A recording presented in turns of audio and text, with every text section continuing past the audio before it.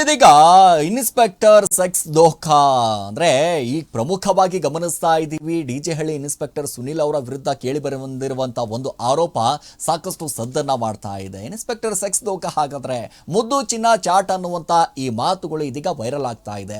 ಮನೆ ಕೊಡಿಸ್ತೀನಿ, beauty parlour open ಮಾಡಿ ಕೊಡ್ತೀನಿ, ಹಾಗೆ ಮಾಡ್ತೀನಿ ಹೇಗೆ ಮಾಡ್ತೀನಿ ಅಂತ ಭರವಸೆ ಕೊಟ್ಟವರು ಇದೀಗ ಈ ರೀತಿಯಾಗಿ ಒಂದಿಷ್ಟು ಕೆಲಸಕ್ಕೆ ಕೈ ಹಾಕ್ಬಿಟ್ರ. ಯಾಕಂದ್ರೆ ರಕ್ಷಕರು ಅಂತಂದಾಗ ನಾವು ಅವರನ್ನ ನಂಬಿಕೊಂಡು ಯಾವುದೇ ಒಂದು ಕೆಲಸವನ್ನ ಕೊಟ್ಟಂತ ಸಂದರ್ಭದಲ್ಲಿ ಹೌದಪ್ಪ ನಮಗೆ ಅನ್ಯಾಯ ಆದಾಗ ನಮಗೆ ನ್ಯಾಯ ಕೊಡಿಸುವಂತ ಕೆಲಸವನ್ನ ಮಾಡ್ತಾರೆ ಅಂತ ಅನ್ಕೋತೀವಿ. ಆದರೆ ಈ ರೀತಿಯಾಗಿ ಒಂದಿಷ್ಟು ಆರೋಪ ಕೇಳಿ ಬರ್ತಾ ಇರುವಂಥದ್ದು ಡಿಜೆ ಹಳ್ಳಿ ಇನ್ಸ್ಪೆಕ್ಟರ್ ಸುನಿಲ್ ಅವರ ವಿರುದ್ಧ. ನಿಜವಾಗ್ಲೂ ಈ ರೀತಿಯಾಗಿ ಮಾಡಿದ್ದಾರ? ಸಂತ್ರಸ್ತೆ ಹೇಳ್ತಾ ಇರುವಂಥದ್ದು ನಿಜಾನ? ಇನ್ನು ಸಂಪೂರ್ಣವಾಗಿ ಒಂದಿಷ್ಟು ತನಿಖೆ ಆಗ್ತಾ ಇದೆ. ಸೊ ಅದ್ರ ಕುರಿತಾಗಿ ಒಂದಿಷ್ಟು ಬ್ರೇಕಿಂಗ್ ಇದೆ, ಅದು ಕೂಡ ಗಮನಿಸ್ತಾ ಹೋಗೋಣ.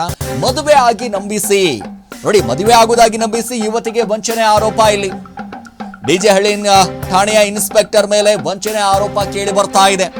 ಲೈಂಗಿಕವಾಗಿ ಬಳಸಿಕೊಂಡಿದ್ದಾರೆ ಎಂಬ ಆರೋಪ. ಸಂತ್ರಸ್ತ ಮಹಿಳೆಯಿಂದಾಗಿ ನ್ಯಾಯಕ್ಕಾಗಿ ಡಿಜೆಗೆ ಒಂದಿಷ್ಟು ದೂರನ್ನ ಕೊಟ್ಟಿದ್ದಾರೆ. ಮಹಾನಿರ್ದೇಶಕರಿಗೆ ದೂರನ್ನ ಕೊಟ್ಟಿರುವಂಥದ್ದು. ನೋಡಿ, ಮನೆ ಕೊಡಿಸ್ತೀನಿ, ಬ್ಯೂಟಿ ಪಾರ್ಲರ್ ಹಾಕಿ ಕೊಡ್ತೀನಿ ಅಂತ ಒಂದಿಷ್ಟು ವಂಚಿಸಿದ್ದಾರೆ ಅನ್ನುವಂಥದ್ದು. ಅದರ ಜೊತೆಗೆ ರಿಜಿಸ್ಟರ್ ಮ್ಯಾರೇಜ್ ಕೂಡ ಆಗ್ತೀನಿ ಅಂತ. ಸೊ ಈ ರಿಜಿಸ್ಟರ್ ಮ್ಯಾರೇಜ್ ಆಗ್ತೀನಿ, ಹಾಗಾಗ್ತೀನಿ, ಹೀಗಾಗ್ತೀನಿ ಅಂತ ಮಹಿಳೆಗೆ ಮೋಸ ಮಾಡಿಬಿಟ್ರ. ನೋಡಿ, ಮನೆಗೆ ಹಾಗೆ ಹೋಟೆಲ್ಗೆ ಕರ್ಕೊಂಡು ಹೋಗಿ ಒಂದಿಷ್ಟು ಲೈಂಗಿಕವಾಗಿಯೂ ಕೂಡ ಬಳಸ್ಕೊಂಡ್ಬಿಟ್ಟಿದ್ದಾರೆ. ನನಗೆ ಖಾಸಗಿ ದೃಶ್ಯ ಸೆರೆ ಹಿಡಿದು ಇನ್ಸ್ಪೆಕ್ಟರ್ ಇಂದ ಬೆದರಿಕೆ ಅಂತ. ಈ ವಿಚಾರ ಯಾರಿಗಾದ್ರೂ ಕೂಡ ಹೇಳಿದ್ರೆ ನಿನ್ನನ್ನ ಕೊಲೆ ಮಾಡಿಬಿಡ್ತೀನಿ ಅಂತ ಸುನಿಲ್ ಅವರು ಹೇಳಿದ್ದಾರೆ ಅನ್ನುವಂಥದ್ದು, ಇನ್ಸ್ಪೆಕ್ಟರ್ ಹೇಳಿದ್ದಾರೆ ಅನ್ನುವಂಥದ್ದು ಒಂದು ಕಡೆ ಆರೋಪವನ್ನ ಮಾಡ್ತಾ ಇರುವಂಥದ್ದು ಗಮನಿಸ್ತಾ ಇದ್ದೀವಿ. ಈ ರೀತಿಯಾಗಿಯೂ ಕೂಡ ಒಂದಿಷ್ಟು ಪರಿಸ್ಥಿತಿ ಬಂದೋಗ್ಬಿಡ್ತಾ ರಾಜ್ಯದಲ್ಲಿ. ಪೊಲೀಸ್ ಅಧಿಕಾರಿಗಳನ್ನ ಕೂಡ ನಂಬುವ ಆಗಿಲ್ವಾ? ಹಾಗಾದ್ರೆ ನಂಬಿದ್ರೆ ಈ ರೀತಿಯಾಗಿ ಒಂದಿಷ್ಟು ಧೋಕಾವನ್ನ ಮಾಡ್ತಾರ? ಈ ರೀತಿಯಾದಂತ ಪರಿಸ್ಥಿತಿ ಇದೀಗ ನಿಜವಾಗ್ಲೂ ಬಟಾಬೈಲ್ ಆಗ್ತಾ ಇರುವುದು. ನೋಡಿ, ಮದುವೆ ಆಗುವುದಾಗಿ ನಂಬಿಸಿ ಡಿಜೆ ಹಳ್ಳಿ ಇನ್ಸ್ಪೆಕ್ಟರ್ ಆಗಿರುವಂತ ಸುನಿಲ್ ಅವರು ಸೊ ಲೈಂಗಿಕವಾಗಿ ಬಳಸ್ಕೊಂಡಿದ್ದಾರೆ ಅನ್ನುವಂತ ಒಂದು ಆರೋಪ. ಮನೆ ಕೊಡಿಸ್ತೀನಿ, ಹಾಗೆ ಮಾಡ್ತೀನಿ, ಹೇಗೆ ಮಾಡಿಬಿಡ್ತೀನಿ. ಒಂದಿಷ್ಟು ಈ ಫೋಟೋಸ್ಗಳು ರಿಲೀಸ್ ಆಗಿರುವಂಥದ್ದು, ಒಂದಿಷ್ಟು ಚಾಟ್ ಕೂಡ ರಿಲೀಸ್ ಮಾಡಿದ್ದಾರೆ ಸಂತ್ರಸ್ತೆ. ಆ ರಿಲೀಸ್ ಮಾಡಿದಂಥ ಚಾಟಲ್ಲಿ ಸಂಪೂರ್ಣವಾಗಿ ಮುದ್ದು, ಚಿನ್ನ, love you, good morning, good night, ಏನು ಬೇಕಾ ಆ ಚಾಟಲ್ಲಿ ಏನು ಬೇಕಾದರೂ ಮಾಡಬೇಕಾದಂಥ ಗಮನಿಸ್ತಾ ಇರ್ಬೋದು ದೃಶ್ಯಾವಳಿಗಳಲ್ಲಿ. ಯಾವ ರೀತಿಯಾಗಿದೆಯಾ, ಹೇಗಿದೆಯಾ ಡಿಯರ್, ಆ ರೀತಿ ಚಿನ್ನಿ ಚೊನ್ನ ಅನ್ನುವಂಥ ಲೆಕ್ಕಾಚಾರ.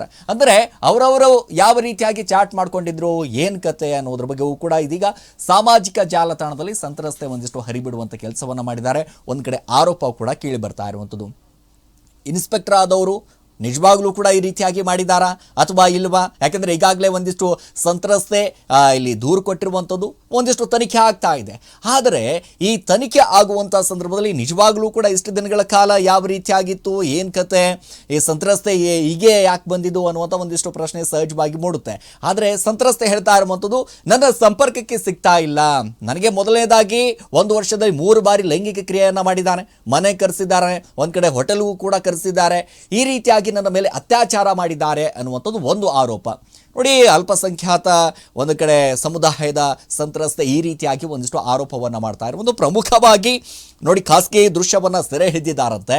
ತಾನು ಏಕಾಗ್ನಿತೆಯಲ್ಲಿ ಇರುವಂತಹ ಒಂದಿಷ್ಟು ದೃಶ್ಯಗಳನ್ನು ಸೆರೆ ಹಿಡಿದು ಒಂದಿಷ್ಟು ನೀನು ಏನಾದರೂ ಹೊರಗಡೆ ಬಾಯಿ ಬಿಡುವಂಥ ಕೆಲಸವನ್ನು ಮಾಡಿಬಿಟ್ರೆ ನಿನ್ನನ್ನು ಕೊಲೆ ಮಾಡಿಸ್ಬಿಡ್ತೀನಿ ಅನ್ನುವಂಥ ಹೆದರಿಕೆ, ಅದಂದರೆ ಬೆದರಿಸ್ಬಿಟ್ಟಿದ್ದಾರೆ, ಆ ರೀತಿಯಾಗಿ ಮಾಡಿದ್ದಾರೆ ಅನ್ನುವಂಥದ್ದು ಒಂದು ಆರೋಪವನ್ನು ಮಾಡ್ತಾ ಇರುವಂಥದ್ದು. ನೋಡಿ, ಈ ವಿಚಾರ ಏನಾದರೂ ನಮಗೆ ಬಿಟ್ಟರು, ಯಾರಿಗಾದರೂ ಗೊತ್ತಾಗ್ಬಿಟ್ರೆ, ನನ್ನ ಜೊತೆ ಒಂದಿಷ್ಟು ಲೈಂಗಿಕ ಕ್ರಿಯೆ ವಿಚಾರಕ್ಕೆ ಸಂಬಂಧಪಟ್ಟ ಹಾಗೆ ಆಗಿರ್ಬೋದು, ಒಂದಿಷ್ಟು ಮನೆ ಕೊಡಿಸ್ತೀನಿ ಅನ್ನುವಂಥದ್ದು ಆಗಿರ್ಬೋದು, ನಾನು ನಿನ್ನ ಮದುವೆ ಆಗ್ತೀನಿ ಅನ್ನುವಂಥದ್ದು ಆಗಿರ್ಬೋದು, ಒಂದಿಷ್ಟು ಇವೆಲ್ಲ ದೃಶ್ಯಗಳನ್ನು ಸೆರೆ ಹಿಡಿದುಕೊಂಡು ಬೆದರಿಕೆ ಹಾಕುವಂಥ ಕೆಲಸವನ್ನು ಈಗ ಸುನಿಲ್ ಅವರು, ಅಂದರೆ ಇನ್ಸ್ಪೆಕ್ಟರ್ ಸುನಿಲ್ ಅವರು ಮಾಡಿದ್ದಾರೆ ಅನ್ನುವಂಥದ್ದು ಸಂತ್ರಸ್ತೆ ಒಂದು ಕಡೆ ಆರೋಪವನ್ನು ಮಾಡ್ತಾ ಇರುವಂಥದ್ದು. ಹಾಗಾದರೆ ಆ ಆರೋಪದಲ್ಲಿ ನಿಜವಾಗ್ಲೂ ಸಂತ್ರಸ್ತೆ ಯಾವ ರೀತಿಯಾಗಿ ಹೇಳಿಕೆಗಳನ್ನು ಕೊಡುವಂಥ ಕೆಲಸವನ್ನು ಮಾಡಿದ್ದಾರೆ, ಏನು ಕತೆ? ಯಾಕಂದರೆ ಈಗಾಗಲೇ ವಾಟ್ಸಪ್ ಚಾಟ್ ಎಲ್ಲ ಕಡೆ ವೈರಲ್ ಆಗ್ತಾ ಇರುವಂಥದ್ದು. ಅವರು ಆಡಿದಂಥ ಏನು ಎಲ್ಲ ಒಂದಿಷ್ಟು ಮಾತುಗಳು ಇದೆಯಲ್ಲ, ಅವರು ಮಾತಾಡಿದಂಥ ಮಾತುಗಳಾಗಿರ್ಬೋದು, ಪದೇ ಪದೇ ವಿಡಿಯೋ ಕಾಲ್ ಮಾಡುವಂಥ ಒಂದು ಕಡೆ ಸತಾಯಿಸ್ತಾ ಇರೋದಾಗಿರ್ಬೋದು, ಎಲ್ಲವೂ ಕೂಡ ಇಲ್ಲಿ ಮಾಡಿದ್ದಾರೆ ಅಂತ ಈಗ ಒಂದಿಷ್ಟು ಸಂತ್ರಸ್ತೆ ಮಾತಾಡಿದ್ದಾರೆ. ಏನು ಮಾತಾಡಿದ್ದಾರೆ ಬನ್ನಿ ನೋಡೋಣ.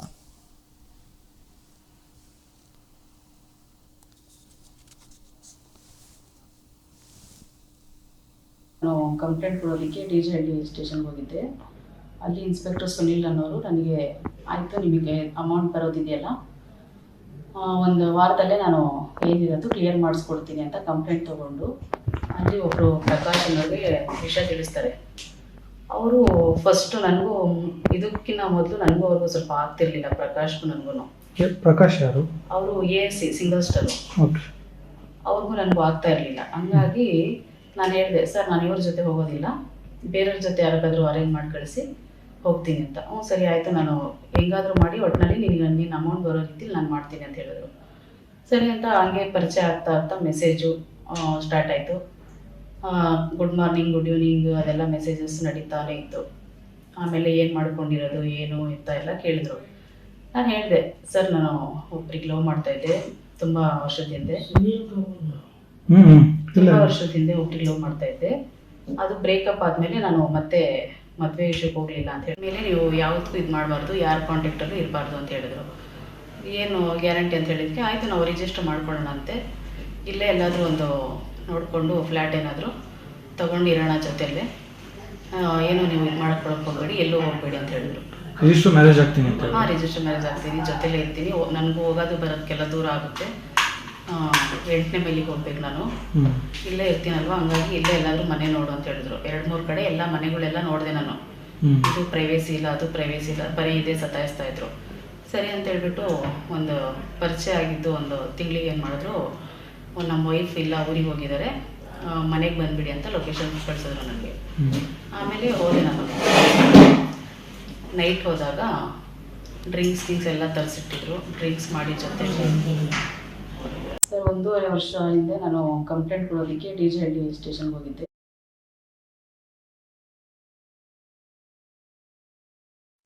ಈಗ ವಾಟ್ಸಾಪ್ನಲ್ಲಿ ಚಿನ್ನು ಮುದ್ದು ಅಂತ ಒಂದು ಕಡೆ ಮೆಸೇಜ್ ಮಾಡಿದ್ರಲ್ಲ, ಈಗ ಸಂತ್ರಸ್ತೆ ಯುವತಿ ಒಂದಿಷ್ಟು ಮಾತಾಡುವಂಥ ಕೆಲಸವನ್ನು ಮಾಡಿದ್ರು. ಯಾವ ರೀತಿಯಾಗಿ ಒಂದಿಷ್ಟು ಪರಿಚಯ ಆಯಿತು, ಪರಿಚಯ ಜೊತೆಗೆ ಏನೆಲ್ಲ ಬೆಳವಣಿಗೆ ಆಯಿತು, ಮನೇಲಿ ಯಾರಿದ್ರು, ಏನು ಕತೆ, ಯಾರು ಇಲ್ಲಾರ್ದಂಥ ಸಂದರ್ಭದಲ್ಲಿ ಯಾವ ರೀತಿಯಾಗಿ ಕರೆ ಮಾಡ್ತಾಯಿದ್ರು, ಕರೆ ಮಾಡಿದಂಥ ಸಂದರ್ಭದಲ್ಲಿ ಪದೇ ಪದೇ ಒಂದಿಷ್ಟು ಪೀಡಿಸುವಂಥ ಕೆಲಸವನ್ನು ಮಾಡ್ತಾಯಿದ್ರು. ವಿಡಿಯೋ ಕಾಲ್ ಮಾಡು, ಮೆಸೇಜ್ ಮಾಡು, ನಾನು ನಿನ್ನನ್ನು ಮದುವೆ ಆಗ್ತೀನಿ ಅನ್ನುವಂಥದ್ದು. ಅಂದರೆ ಒಂದಿಷ್ಟು ಭರವಸೆಗಳನ್ನು ಕೊಟ್ಟಿದ್ರು. ಯಾಕೆಂದರೆ ಈ ಭರವಸೆಗಳ ಕೊಟ್ಟ ಮೇಲೆ ಒಂದಿಷ್ಟು ಸಹಜವಾಗಿ ಈ ರೀತಿಯಾದಂಥ ಒಂದಿಷ್ಟು ಆರೋಪ ಸಹಜವಾಗಿ ಕೇಳಿಬರುತ್ತೆ. ಯಾಕಂದರೆ ಭರವಸೆ ಕೊಟ್ಟಂದಾಗ ನಾನು ನಿನಗೆ ಮನೆ ಕೊಡಿಸ್ತೀನಿ, ಒಂದು ಕಡೆ ಸಪ್ರೇಟಾಗಿ ರಿಜಿಸ್ಟರ್ ಮ್ಯಾರೇಜ್ ಮಾಡಿಕೊಂಡು ಒಂದು ಕಡೆ ಫ್ಲಾಟ್ ಒಂದು ಮನೆಯಲ್ಲೇ ಇದ್ಬಿಡೋಣ ಅನ್ನುವಂಥ ಲೆಕ್ಕಾಚಾರದಲ್ಲಿ ಇದ್ರಂತೆ.